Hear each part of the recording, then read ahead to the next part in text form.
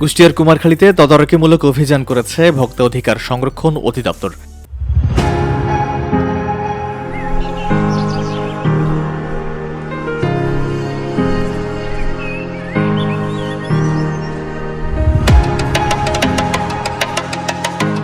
অভিযানে অস্বাস্থ্যকর ও অনিরাপদ পরিবেশে পণ্য সংরক্ষণ, মেয়াদ উত্তীর্ণ খাদ্য বিক্রয় এবং সংরক্ষণ এবং মূল্য তালিকা প্রদর্শন না করায় মেসার্স রাজ্জাক স্টোরের কাছ থেকে 11,000 টাকা এবং মেসার্স খন্দকার বাবুল স্টোরের কাছ থেকে 2,000 টাকা জরিমানা আদায় করা হয়েছে।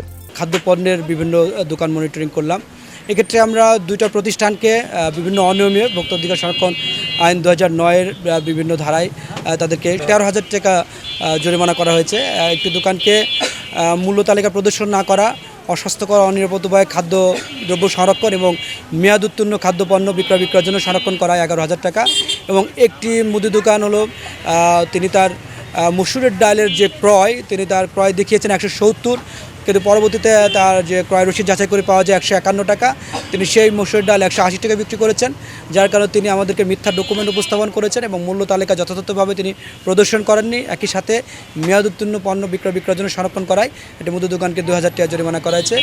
অভিযান পরিচালনা করেন ভোক্তা অধিকার সংরক্ষণ অধিদপ্তর কুষ্টিয়া জেলা কার্যালয়ের সহকারী পরিচালক মাসুদ রানা। এ সময় উপজেলা স্বাস্থ্য স্যানিটারি ইন্সপেক্টর ও আইন শৃঙ্খলা বাহিনীর সদস্যরা উপস্থিত ছিলেন।